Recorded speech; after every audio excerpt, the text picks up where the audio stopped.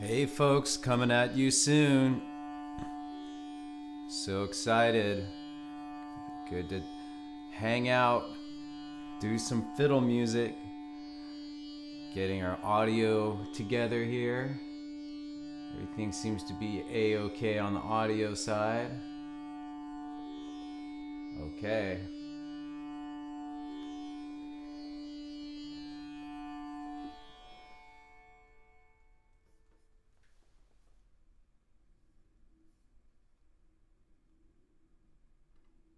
Hi.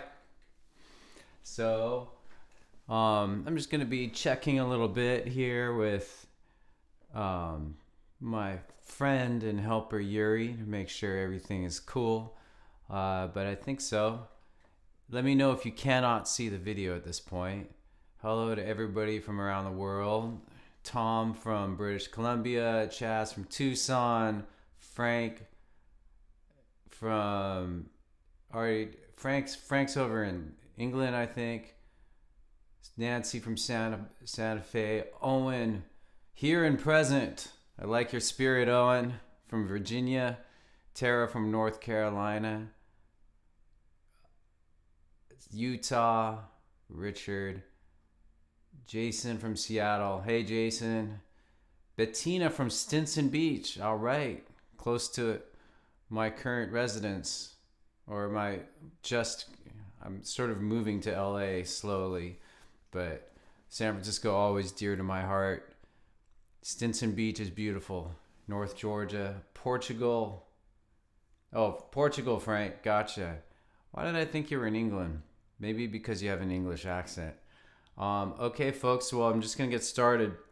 So this time around, as some of you may know, I asked in an email, the newsletter, what your questions were, and I got some responses. I'm going to start with those, and that may take up the whole time. Volume is up full, but you are a bit quiet. Okay. Let me just check with Yuri on that. Thanks, Tom.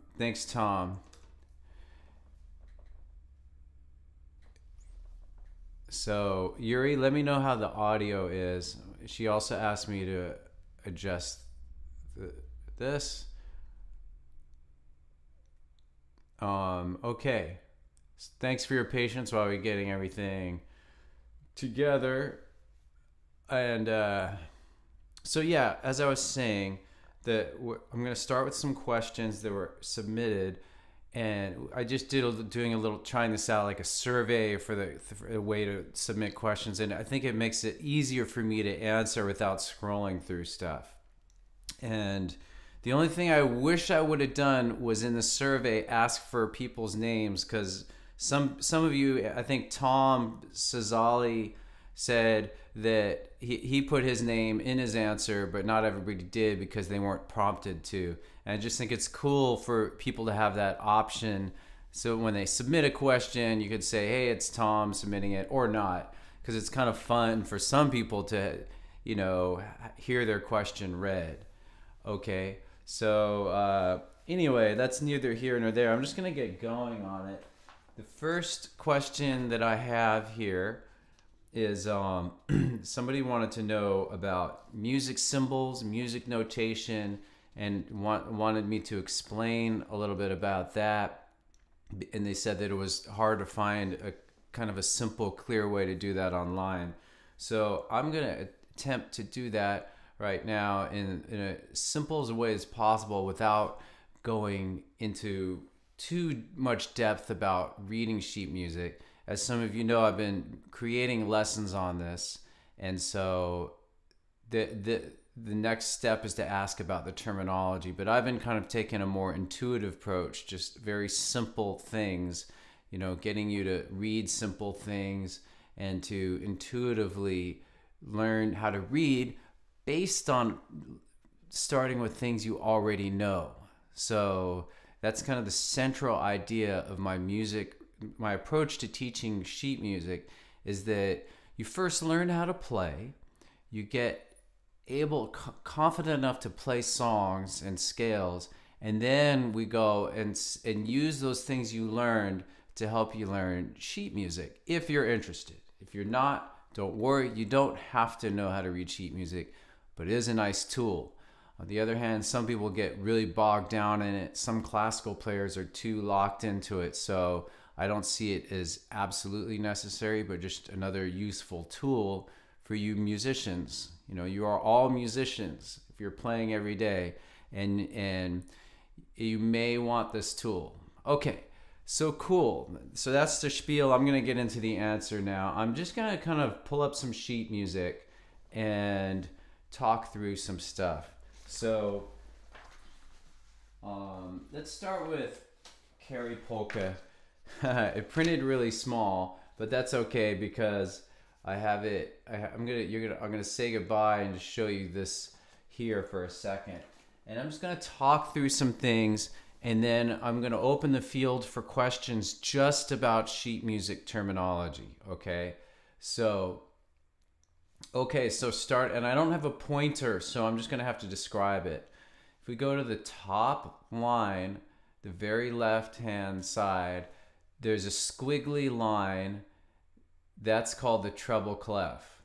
You don't really have to worry about that too much. That will never change for you as a fiddler. Okay.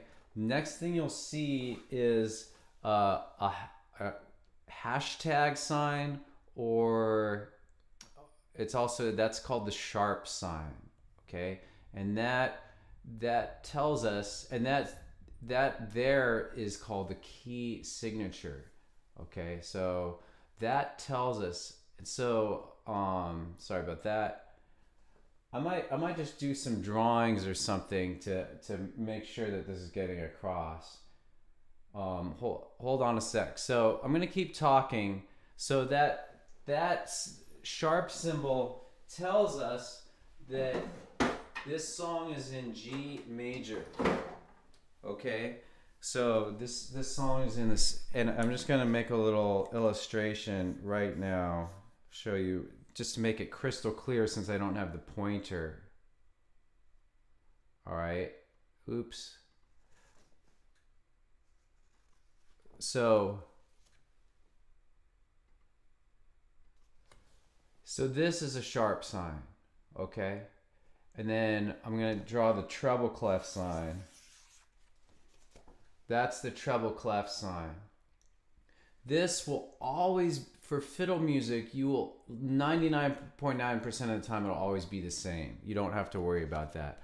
Sharp symbols and those symbols at the beginning of the line are called the key signature. They will be different from tune to tune. So, but the good news is you won't have too many of those. Okay, for fiddle music, you have three main key signatures. You have G major, which is 1 sharp. And I'll show you D major, which is 2 sharps. Here's O Susanna. Look over at the left-hand side. There's 2 sharp symbols. Okay, that means it's D major.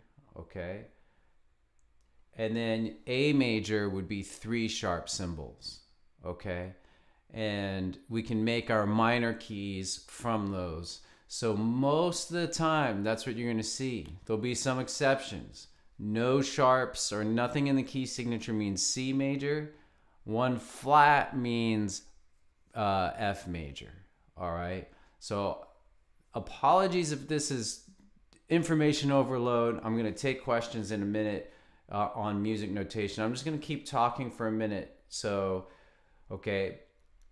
Other terminology, you see a fraction on the left hand side, 4/4. That's 4/4. That's the time signature.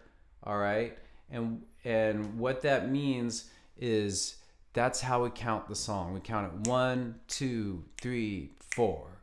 4 quarter notes. 4/4 is the most common time signature on earth. I don't know exactly what the percentage breakdown would be, but it's definitely, like, the vast majority of music you hear on the radio is 4/4, whether it be country, hard rock, dance music, electronic, like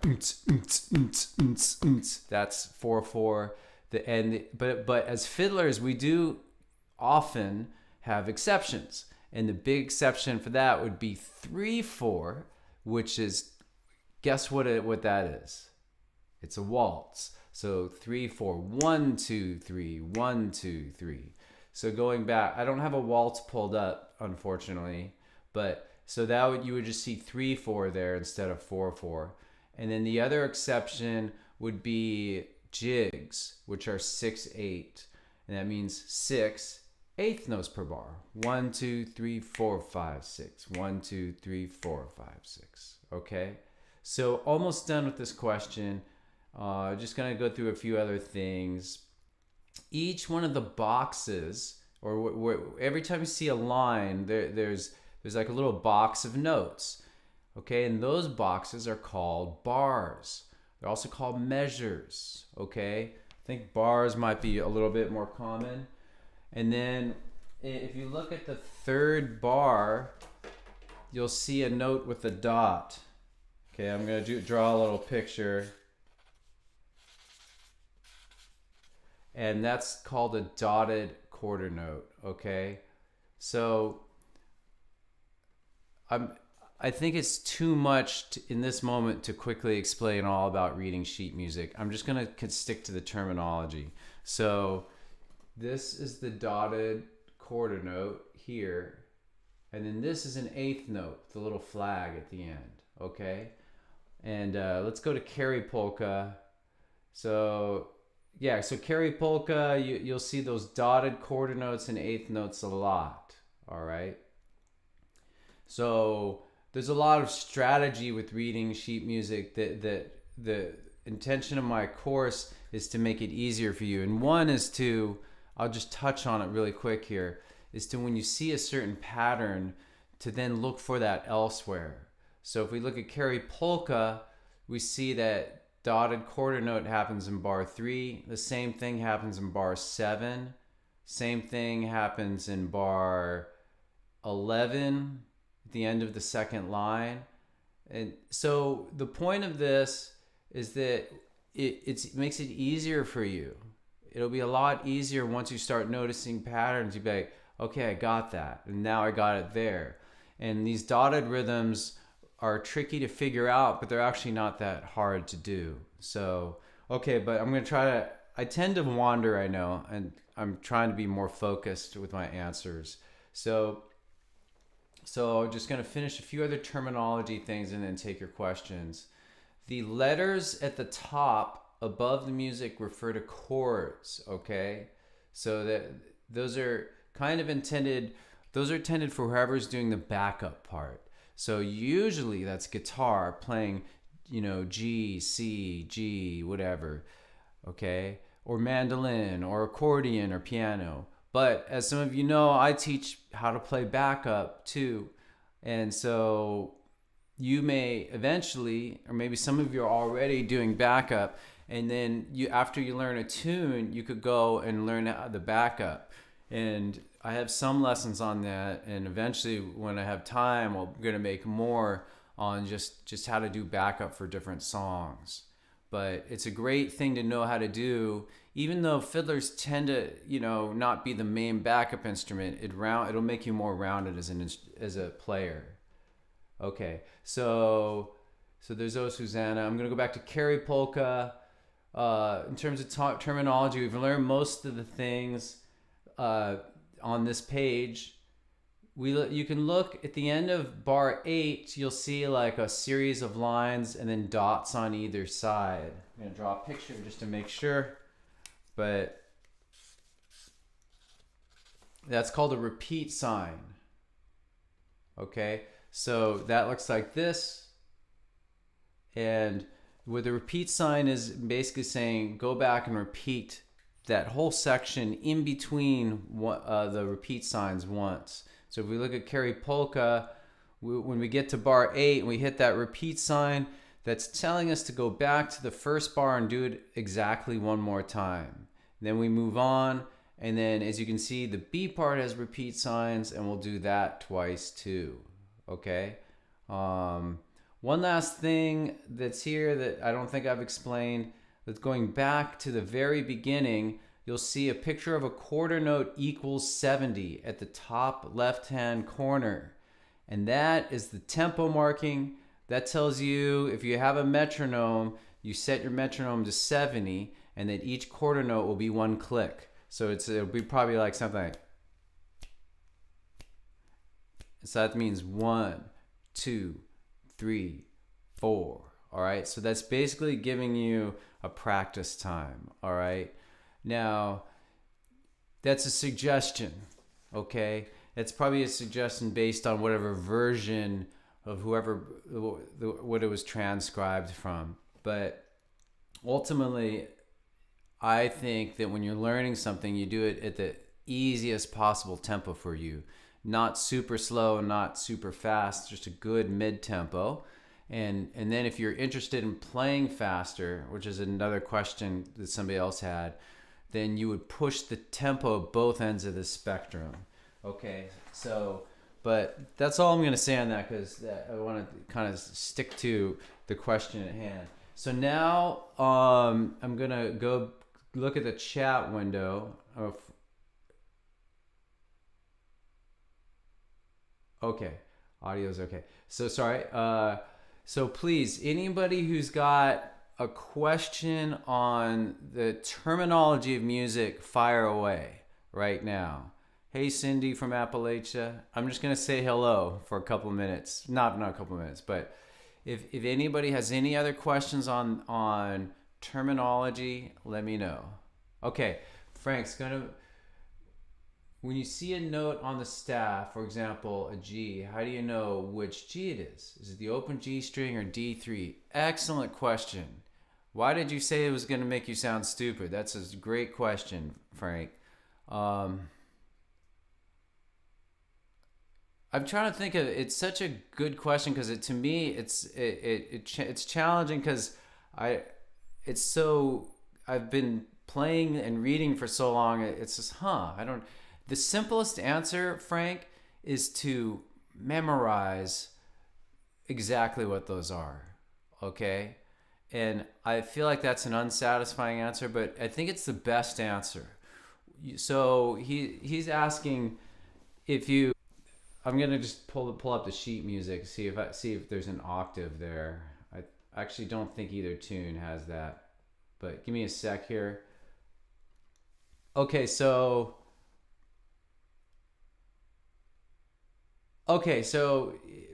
look at the first bar, everybody.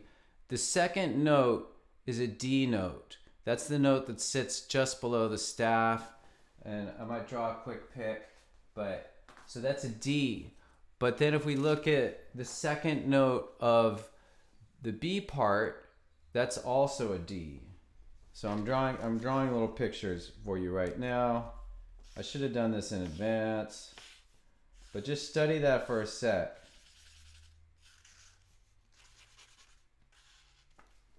Okay, here I come.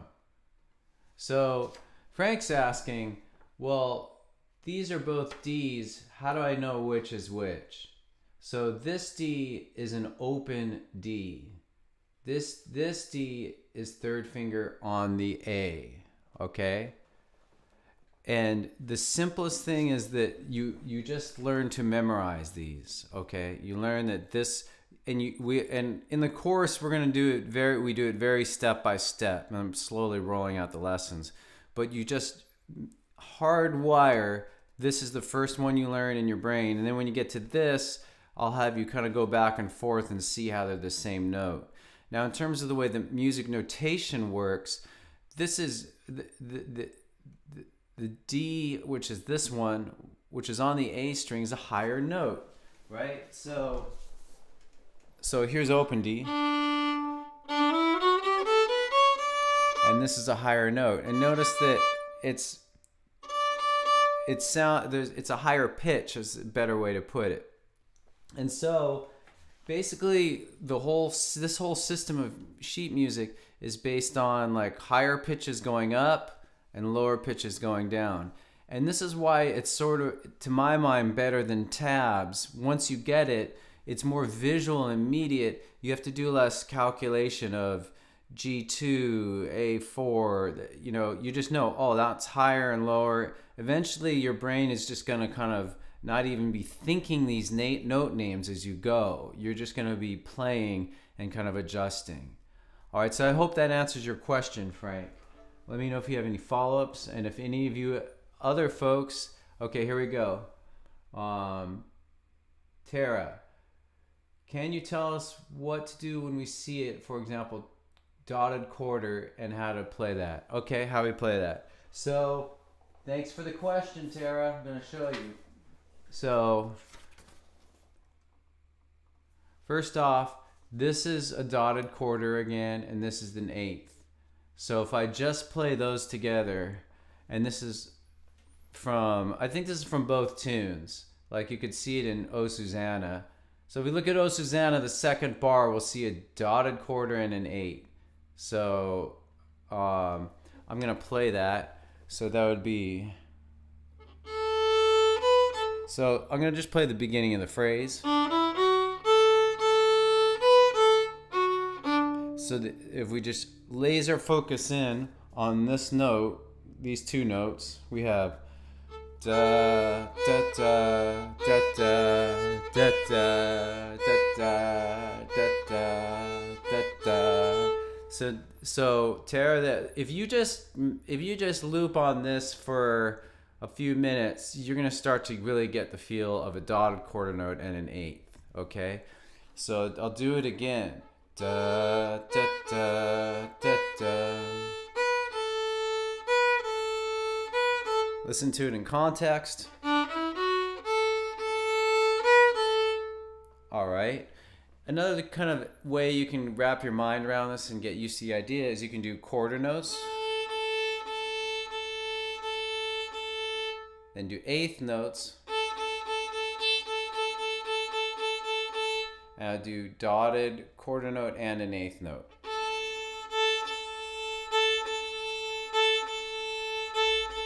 Slow it down. All right. Just so you folks know, if you've been following and reading the newsletters, you can find all these questions. I have the office hours replays, so you'll be able to go back and the questions will be indexed. And then I'm also going to make, for this and some of the other questions, I'm going to make standalone little lessons. Okay, thanks for the question, Tara. Arthur, G below ledger lines will be open G on G string. That's correct. Okay, I'm just going to leave that there.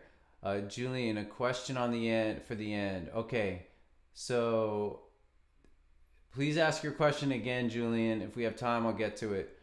Julian, how do you read notation for double chords? So for two, I think you mean for double stops. So I don't have any songs like that pulled up, but I'm going to take this example of A, D, and A. So sorry, these are two Ds. Remember, this is low D and this is high D. But we can actually play those two notes as a double stop.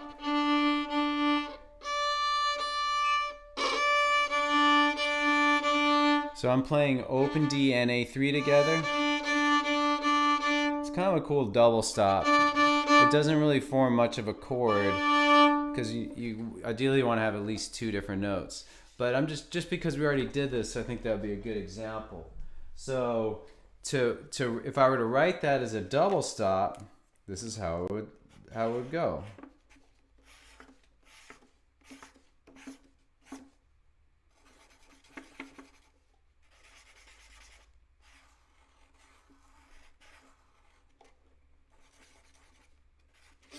Okay, so here we have the notes separate. Here we have them written as a double stop. Hopefully that makes sense. And then you could have any two notes written as a double stop. In classical music, you'll often see like several notes written, and you can't really play them at exactly the same time. But you could do things like, and so they will be written four notes in a line like that instead. But if you look on the site and look at like this, there's a series of lessons on double stops. You'll see how they are written. hopefully that answers your question, Julian. Okay. What does it mean when you see a note with the point not on the side but over the note? That's a good question too. All right. So I don't have any examples of that, but what Julian's asked, what that is, short answer is that's a staccato. So I teach staccato a little bit, but just happen to have all these index cards here. That's great. So Julian is asking about this.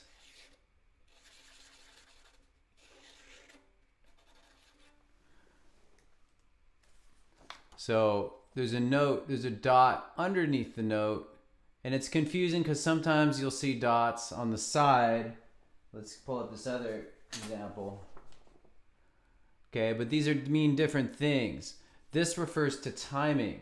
This and that dot means we take a quarter. I should have explained this earlier. Sorry. So when you put a dot like this, it's adding half the note value. So if this is a quarter note, we're adding an eighth note to it. So quarter notes are normally one beat, 2, 3, 4. But then now this becomes 1, 2, and. So 1 and 2 and.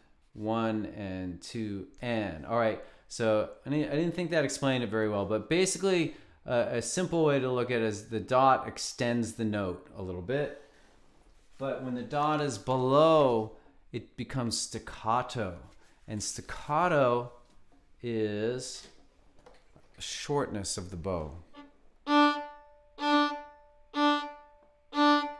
So that's what that dot below means. Okay, thanks, Julian. Okay, cool. I've spent a lot of time on that question. I'm going to move on. Thank you all for your patience. So another question that somebody had from before was from the survey was, how do you practice musicality? Then they go on to ask, how do you make the phrases beautiful after you've learned all the notes and the rhythm? So I like this question, and it's one of the things I love trying to get people to do is to make their playing more musical.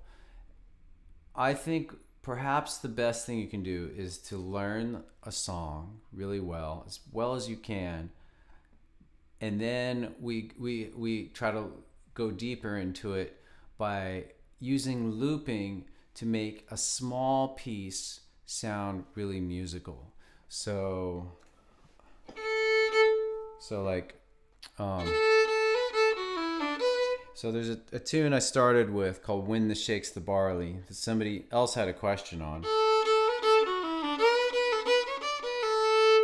So say you've learned it from start to finish, and you're like, okay, I can play the notes, but I feel like I'm just going through the motions.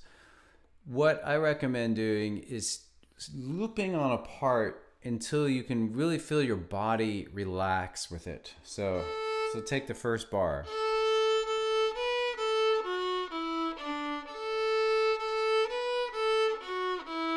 After a while, you're not going to have to think too hard about what you got to do. And then you can really start to pay attention to all the aspects you're playing. So this looping practice is like it's for multiple levels of learning a tune. The first time you learn a tune, you're just trying to remember it, right? You're just trying to understand what the notes are, and looping will help you with that. And once you kind of get to that point, we go to the second phase of learning a tune, which is trying to make the sound better and make it a little bit more musical. And this will help with that because you can start to really pay attention to the tuning and your tone and just the various aspects, and you won't have to be thinking about that, what you have to do there as much.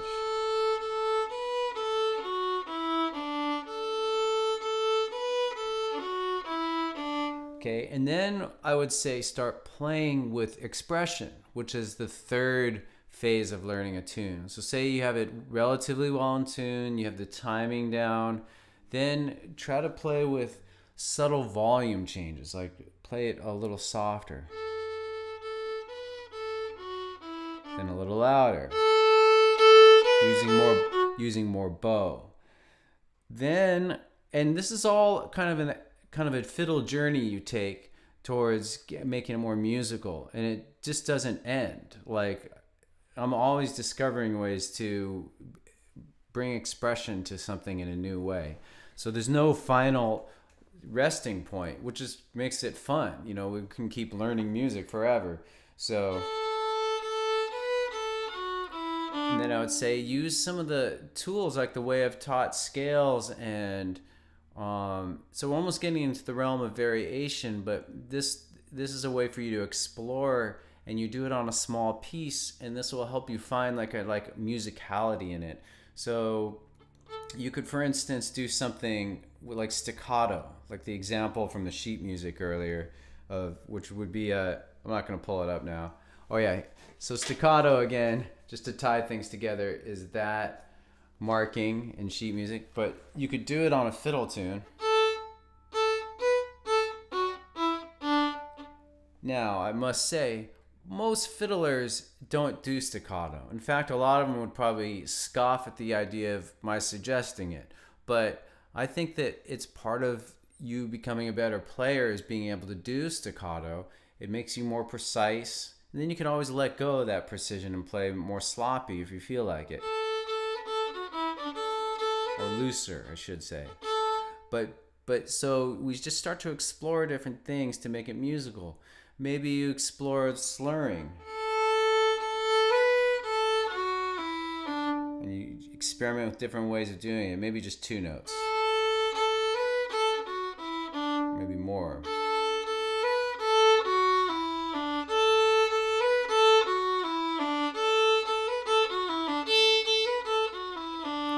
Then you could explore tempos.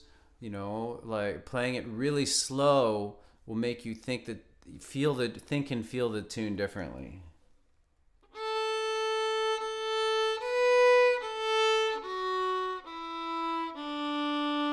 And here's another random idea for you. Maybe sing that piece. That'll unlock a whole other realm of musicality. Do do do do do do do. Then play it. Then sing it. Do do do do do do, and alternate. So I hope that answers that person's question. I think that's a good start though. For musicality, you first learn a tune really well, then you go through each part and you slowly cycle on it in different ways and explore. And then you would maybe do another part, and then you just put the whole thing together again and see what you come up with. Okay, so it's an experimentation process. All right, cool. Thank you all for your attention so far. How you guys doing, by the way? Have you guys eaten breakfast, or you're on to lunch? I always care about food. Like, food is like what brings humans together. Okay, I'm having some Tulsi tea. First Tulsi tea of the day. Okay, so moving on. Can you provide some tips on proper bowing when playing faster tunes? Okay, so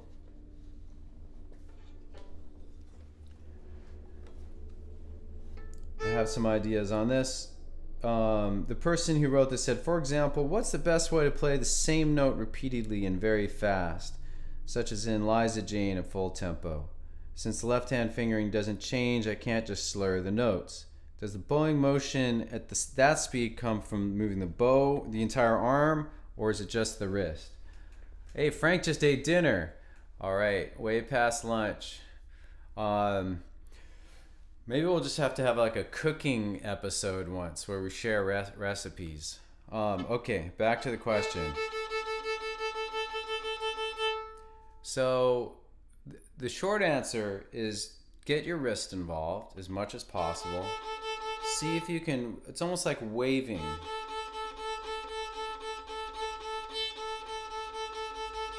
And I think this is hard. I think this is hard to do, and it takes a lot of practice. You can start with just your Just hold your arm in space and just do this. And to help you get the right form, make a very gentle fist, open it up slightly, and do that. I'll do it again. Gentle fist, open it slightly, and rotate it, and then just do this.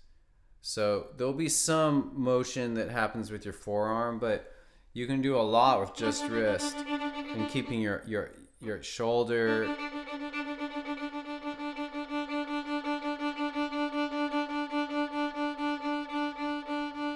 Honestly, if you've seen the movie Karate Kid and there's that part about wax on, wax off, where, you know, Ralph Macchio's trying to become a karate master and his teacher only wants him to wax his car, and he feels like he's being abused for that. But really, the message is you can do fundamentals and they will make you a master. Because if you get these fundamentals down, then you're just able to learn so much more with it. So I would say that to play fast, I would start with this and just really explore the wrist. Do it with different beats, do it with a metronome so that you stay in time.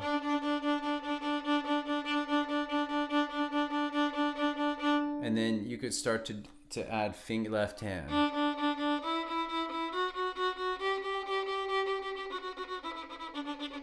Another pretty good tip, I think, for increasing your speed in general is to relax your body, to breathe. And take a deep breath every once. You might want to do it right now. Because here's what happens. Most of the time, when people are trying to play faster, they tense up more. Because they feel like, oh, I've got to be tense to play it. But what happens is it actually becomes a lot harder to play fast. I find that times when I've got to play something really fast, like I noticed this with a previous band called Paddlefoot, that we had this tune that we did is we made up a song from an Irish tune called After the Battle of Aughrim. I noticed that when we did that melody slower, I could kind of really put a lot of energy into it and be like,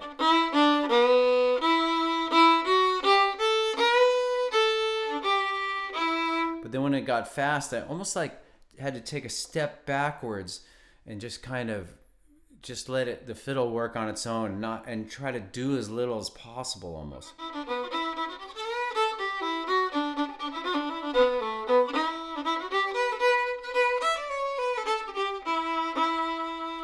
All right. Hopefully this is answering the question. And another tip is to practice accenting. Okay. And there's a lot of exercises that could be done with that. But the most basic thing is to practice like a downbeat accent, like. So I'm using a little grit and a little extra bow for the accent.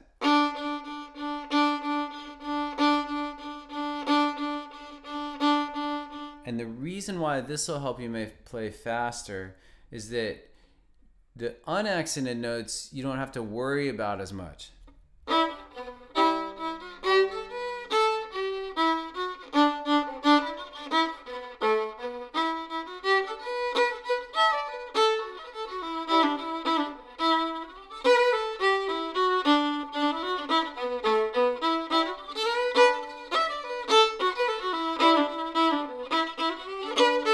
So I didn't really stick to the bowing pattern, but I'm just trying to illustrate that if you do have a strong accent feel, it allows you to kind of gloss over some of the other notes a little bit. It's maybe a bit of a cheat, but anyhow. I had one other thing I wanted to give you. Just for playing faster, some very simple things you can do with a metronome. Speed exercises on each string. So I'm going to try something. I'm going to try adding a G drone right now. So hopefully this works. Okay, so basically say you're on G string, you could... Oh, by the way, another huge thing for playing faster with the left hand, I think the question is more about the bow, sorry, but for the playing fast with the left hand, lift your fingers not too much.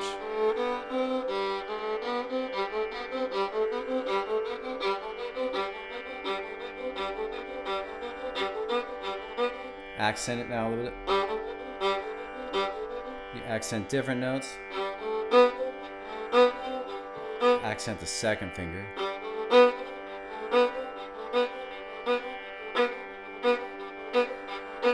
You can go backwards. It's a real simple exercise to understand, but to speed it up, you know, you'll really be able to, this would be a good warm-up too.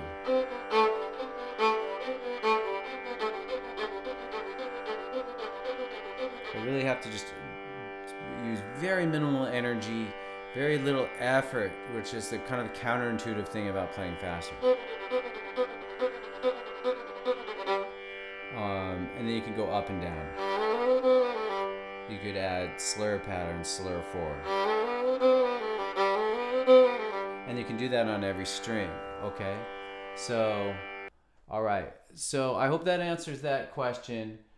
I'm going to do a few more of the ones that came in from the survey, and then I might take some questions from you folks here that you may have, all right? So, by the way, for everybody who did fill out that survey, I appreciate it. Thank you. And I hope to improve this whole process. I feel like each office hour is trying out a slightly different way to do it, just so that I can get to everybody's question and so forth. And also, I also want to say that for those of you who've written me emails in the last few weeks and I haven't gotten back to you, I apologize. I've just been doing a whole lot of like site maintenance, and I'm really excited because basically, if some of you remember, the menus used to crash, and that's probably never going to happen, or very rarely now, because we have a more stable host. But there's been a lot of cleanup that I've had to do because of that. But anyway, I intend to get back to, I've got, I think, over 300 emails, but I'm going to try to catch up. All right, so anyway, okay, here we go. How far along should I be after 1.5 years of practice? So I feel for whoever wrote this. They've been playing, and they're like, am I ever gonna get there? How long is it gonna take? And probably this answer really might be a bit disappointing or a bit encouraging, but the basic answer I'm gonna give is just don't worry about it. Don't obsess about where you should be after playing for 1.5 years. Really focus all your attention on playing every day consistently and trying to practice as well as you can. And there's those two things. Play every day and practice as well as you can. And then, so each one, if we were to have bullet points, would have things under it. Like, in order to play every day, there's a bunch of things you could do. In order to practice well, there's a bunch of other things you could do. Sometimes they overlap, and they definitely overlap. If you practice well, meaning it's fun and productive, you're going to be more likely to play every day, because you're like, I'm getting somewhere and I'm having fun. I want to practice tomorrow. So they definitely are intertwined. So anyway, that's the short answer. Without going, I've written a ton about how to practice and the philosophy of practice, but one thing I'll throw out for this answer right now is that I recommend you all record yourself either once a week or once a month. Date it. Just record something you're working on, and then go and listen to it in a few months. And maybe before you listen to it, say you're right now you're working on, you're a beginner and you're learning Mary Had a Little Lamb.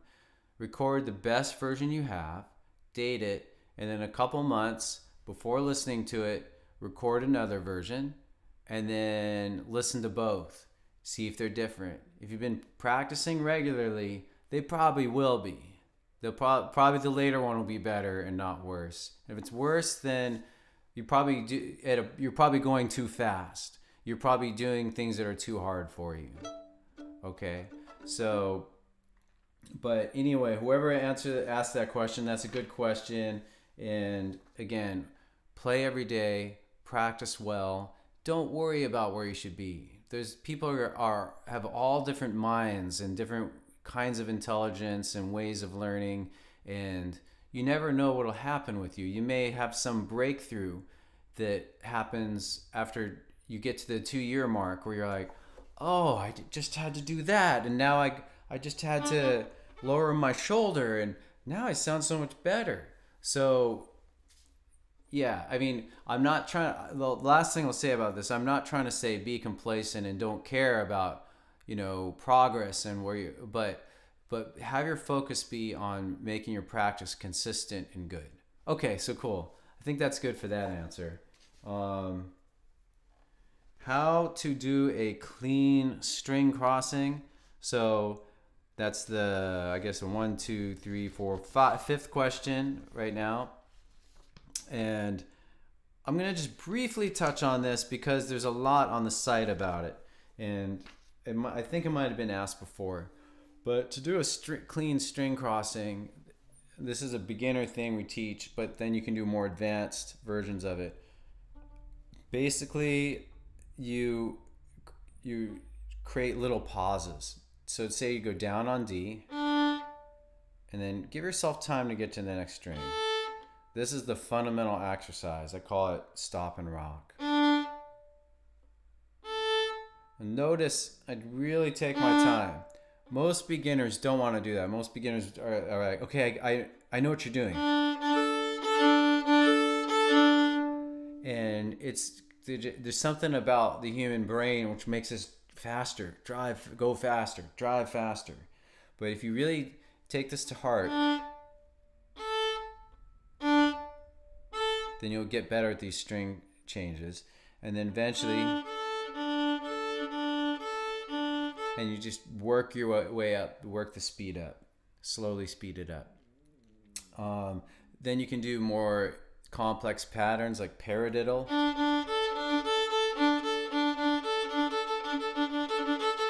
Or one I call skedaddle, which is kind of like a polyrhythm. It's kind of like Orange Blossom Special, like a precursor to Orange Blossom Special.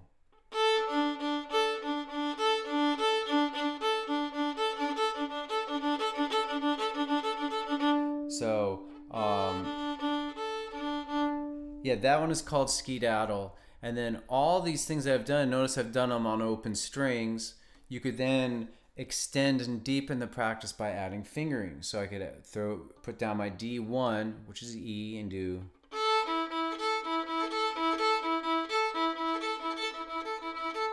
And this is going to lead to another question later. I think the next question on double stops, I'm just checking. Yeah.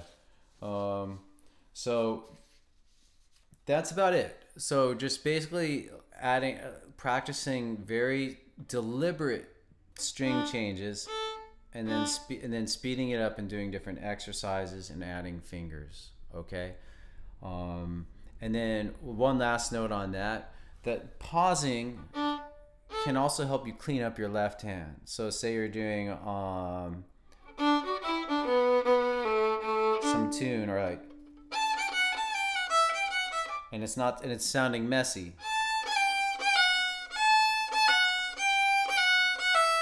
You do the same thing, but with just, now you're kind of just lifting.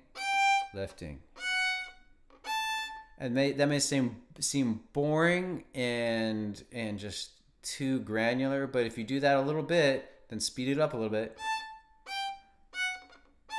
you'll get faster at your fingering too, and you'll clean it up. Okay, cool. Moving on. I'm going to try to move more quickly today so we can get to more. Next question: how to cleanly play double stops with fingering. And so that ties into the previous question. This is another good reason why I think the survey, let me know if you guys don't like that, if you don't like the survey approach. But I think a good reason is it allows me to organize the questions so that they're grouped together in such a way that one question can lead to the next. So how to play double stops more cleanly with fingering. So this person said, being self-taught, I've realized that my double stops are compromised because my left hand positioning is wrong.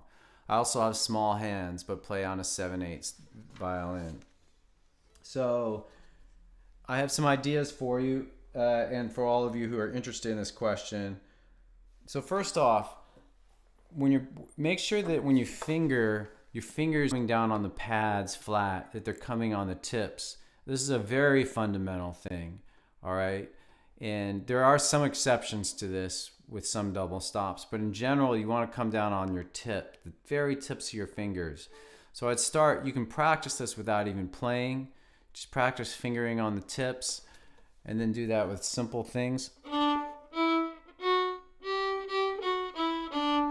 Okay, and then a big problem people have is when they do fingers and double stops, their fingers are touching. So if I'm doing D1 and open A, it'll sound really bad if my finger is touching. So one tip is to cheat away from the D string, place finger in between G and D. So before, when I was getting that bad sound on, where I first is touching the A. Sorry, there we go. Maybe you can see it better. But I cheat away a little bit so you're totally clear of the A.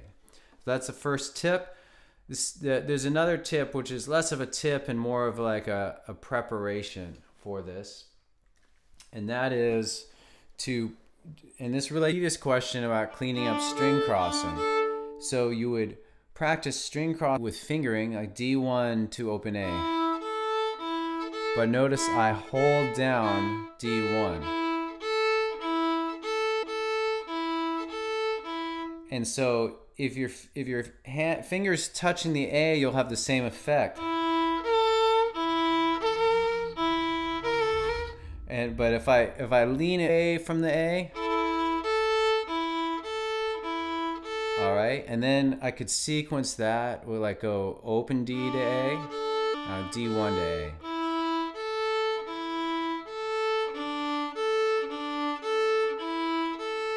And so if that is clean, then we might be able to do this cleanly. And that's how you clean up your finger double stops.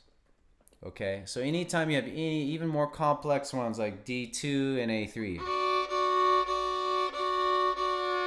Maybe it's out of tune, maybe there's some problem with it, you break it apart. Maybe do it a little bit, make sure it's in tune and sounds good, and then okay, so and then there's one exception to the what I said earlier about playing on the tips. Sometimes we need to, when we do chords, we'll use one finger across both strings. If any of you play guitar, this would be called a bar chord on the guitar. So say like you have first finger across D and A, which is useful for playing swallowtail jig to be able to hold that down. Okay, but then to do the chord or to do just hold that, you're gonna have to flatten and go, and this is an exception, then you're gonna have to go a little bit onto the pad. But if I wasn't doing that, I would do the opposite. I would play more on the tip. So let me do that again from this angle. This is more on the tip. If I'm playing a chord for both.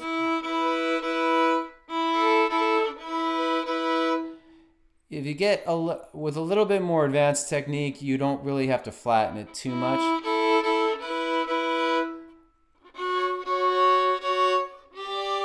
I think for like, yeah, a lot of it can be placement and rotation. This gets really hard on the third finger. I've actually been working on this myself.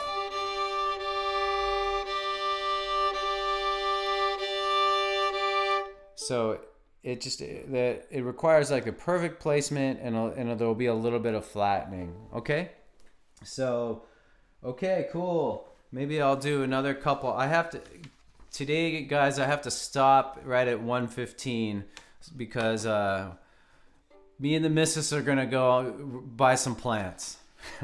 So anyhow, so I might do one more and then open it up. So I think this is how to play with others. My issue is when I play with others and try to hear them over my fiddle, say a quiet guitar or another fiddle, my focus shifts and then I lose my place and struggle to pick it up again. How can I maintain focus better? My timing is not always great, so I'm always trying to hear the rhythm. I practice alone using tracks for the most part. Okay, thanks for the question.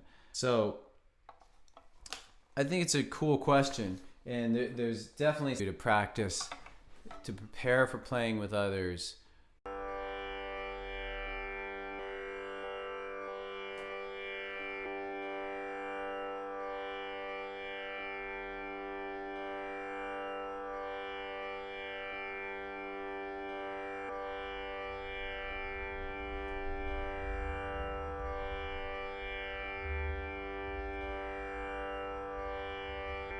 Okay, looks like we're back.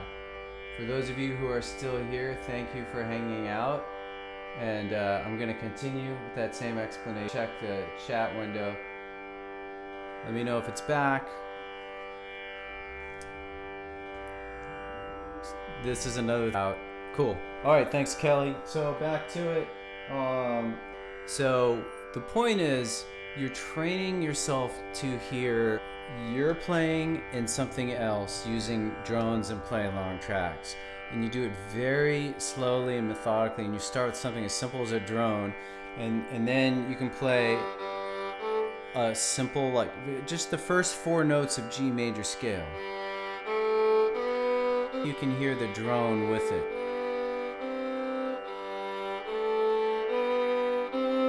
I'm gonna see if the drone is still on for you guys. It should still be on.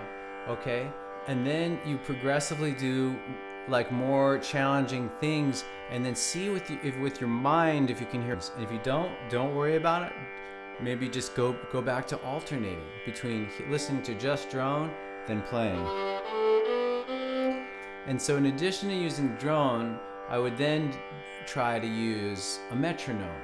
So I'll just tap out with my foot. Hopefully that can hear it, but you know, let's say pretend like that's your metronome. You would try to hear, maybe I'll click it.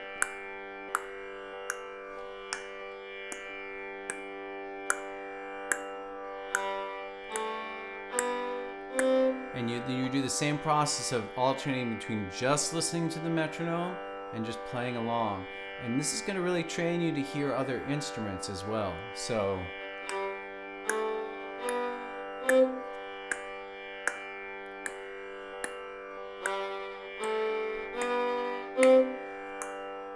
and then so that's something relatively easy.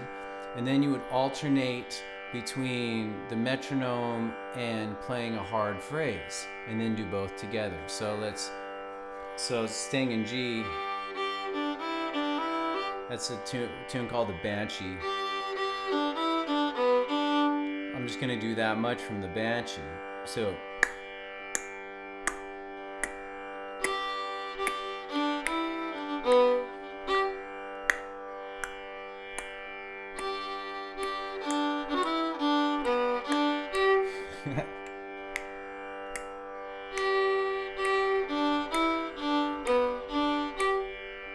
and so basically you're alternating, and then you try to do them both together, but not just blindly, not be able to play and hear the metronome. Do your very best. See if you can do both.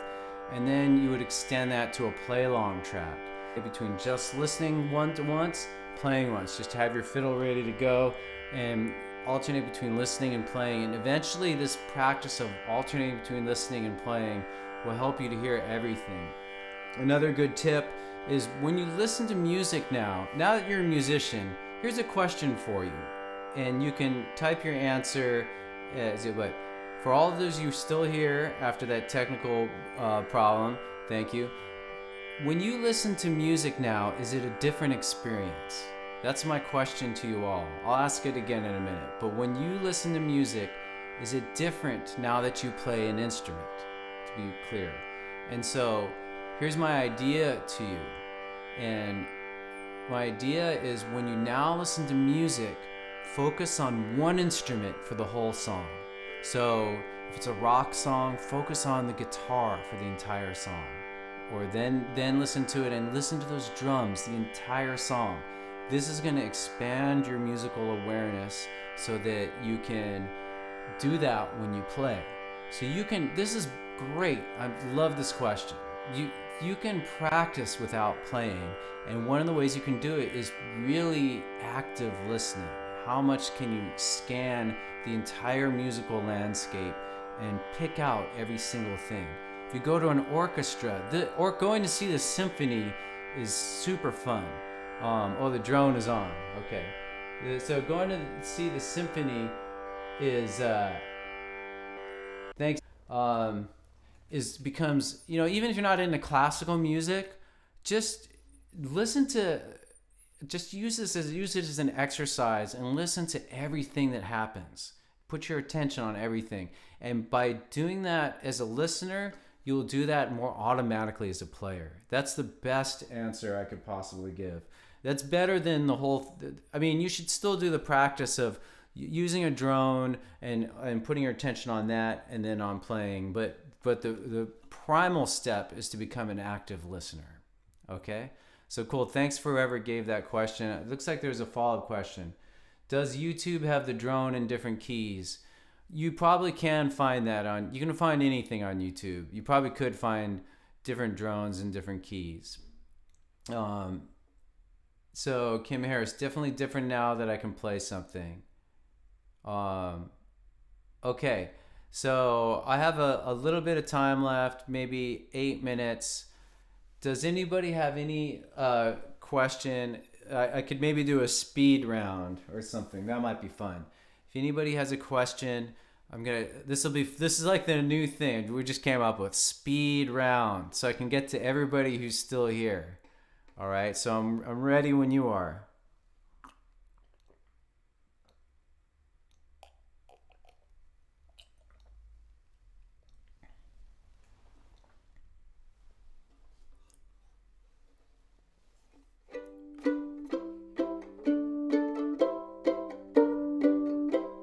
No questions. Okay, well, we might be done. I think maybe some of you are typing, so I'm just gonna scroll back, see if there's anything I missed. Survey approach is great, much better than the shotgun approach that comes with live questions on the chat. Thanks, Tom. Julian, oh, here's one. How do you make that G and E chords sound better? I think that what I talked about earlier, Julian, is kind of explains that you make your chords sound better by breaking them up. So I'm not going to go further into that one now. Okay. Okay. How much rosin do you like to use? Specific brands? I usually use Hindersign, and how much to use, I put a little bit on every day, sometimes every other day. And basically, if you don't put enough rosin on, when you bow, it'll sort of not make sound. The bow will skate across. And then if you have too much, you're going to see clouds of rosin dust. It's going to cake here. It's going to cake on your strings. And so some people love that. They love like playing a live show and impressing people with the amount of rosin. But you know, there's some kind of happy medium in there, okay? And you just have to know what the problems are with the extremes, I would say. I use Hindersign, but I know there's other stuff out there. There's one I've been meaning to try called Magic. It's clear and it looks really fun. So hopefully that answers your question, Krista. Thank you. Let's see. A question for the end. When do you know you can play two chords at the same time when you're improvising or playing a well-known tune? I guess there's no rules. I agree, Julian. I don't think there's any, especially as a fiddler, where it's more expressive and interpretive than classical music. So in classical music, you're told exactly what to do. You have less room for expression. In fiddle music, you kind of have to ask, what do you want to get across? So if the melody is really intricate, like the B part to Arkansas Traveler again. it might be better to have less double stops because they might clutter things more, right?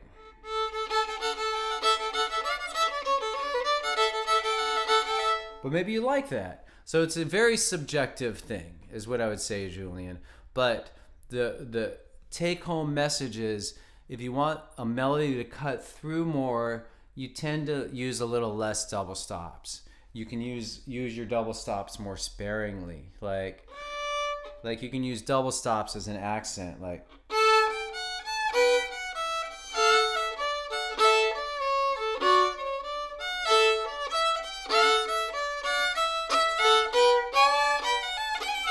All right.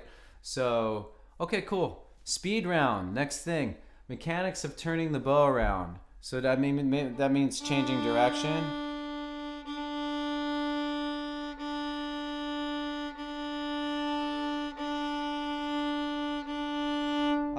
I think I need a more specific question. You basically just changed directions. So Arthur, that was from Arthur Beaker. Thank you for the question.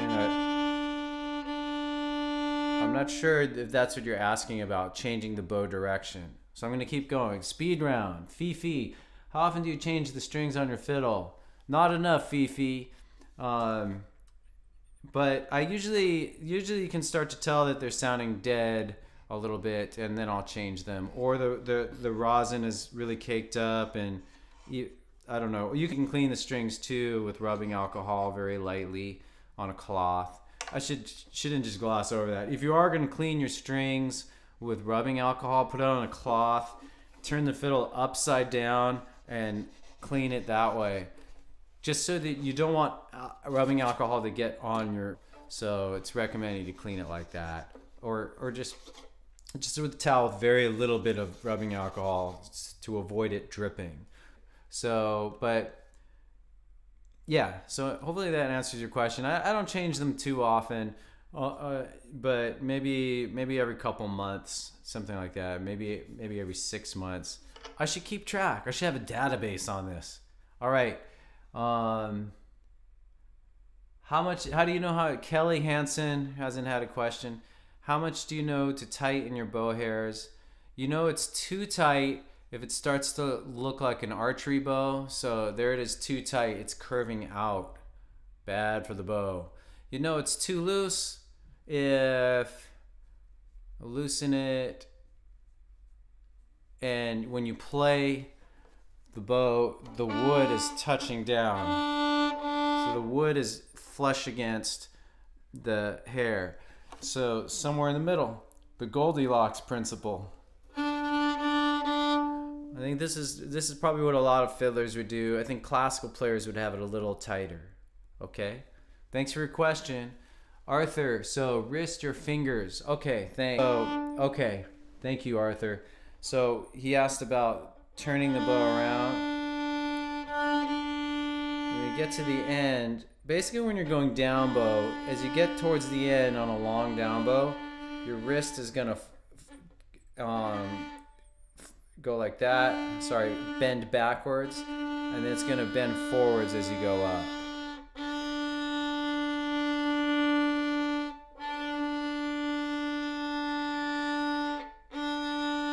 And this is a really fundamental thing you can practice. Is you can do it.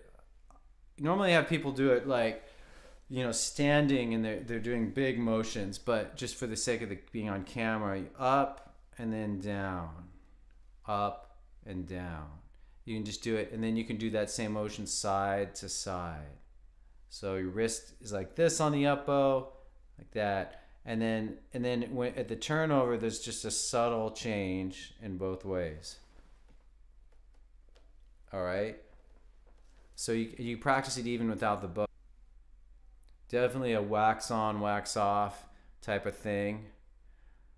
I don't know how you can do this. Maybe you clean your car with this motion too. Maybe you're cleaning the windows with this. Okay. Thanks for your question, Arthur. And fingers as you go up, they're kind of being drawn in. Like my thumb is, as I go towards the up bow, my thumb is bending. As I go down, my thumb is unbending slightly.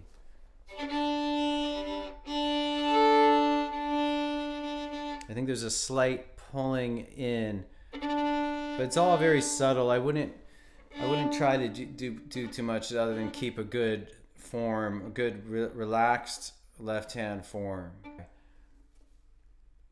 Is Julian, speed round, last question. Is spitting on your fiddle good practice or hillbilly to rub rosin? Spitting on your fiddle, good. I've never heard of spitting on your fiddle, so I had no comment. I don't want to offend any hillbillies out there. So, I don't know. Why don't you try spitting on your fiddle, Julian? Just kidding. Don't try that. I don't know. Try it if you want. But I've never done that in my life. I'll just say that. Okay. Thanks for the question. Fifi, did you spend much time learning vibrato or did it come naturally? It took me years, Fifi. All of you who... Okay, thanks for asking. A lot of you in the survey asked for vibrato, and I did a little question answer on that in the previous office hours, but I'm holding off on doing another full answer here because I want to do a proper like series of videos. And once I get my head out above water with all the maintenance on FiddleHed that's happening, it's going to be like the main priority, doing a short series videos on vibrato that take you through it in a super step-by-step method, you know, the typical FiddleHed approach to learning stuff. Stay tuned for that, Fifi, and all those of you who are interested in vibrato. But to answer your question, Fifi, it took me a very long time. I did it wrong for a long time, if there is a wrong way. You know, I did it, you basically with vibrato, you're supposed to kind of have a wrist rotation like that, but I kind of developed this habit of pulling the string, and my teacher really had to work hard to correct that. So, yeah, to learn vibrato, it's something I usually recommend you wait till you're an intermediate player. Don't even try to do it until, like, if you look at the FiddleHed course, till you're like well into the intermediate course, just because it takes so much time. You really need to have fundamentals down first, and then you just have to patiently work at it. Okay, so thanks for asking. All right, Krista, you got it. Thanks, Cindy. Thank you all. I'm gonna call it. That's my cue. Have fun buying plants for the and thanks for saying that you always learn something, Cindy. I always learn something too. And amongst other things, what I liked about today is all your patience for hanging through the technical thing, and then also for the speed round. I thought that was fun to like answer in depth a bunch of questions from the survey, and then just fire off a bunch of quick answers. Cindy Rossi, intermediate player. I would say the intermediate player knows about 30 tunes. This is just spitballing. 30 tunes, and you could play the low second finger, and you're starting to learn the fourth finger. I would say that's intermediate. But somebody else's definition may be different. That's how I define it for the course, okay? For my course, okay? All right, folks. Thanks again. Love you all for just everything. It's having a good time teaching you, and we'll see you in about a month. I'm going to try to make it more regular, okay? So long.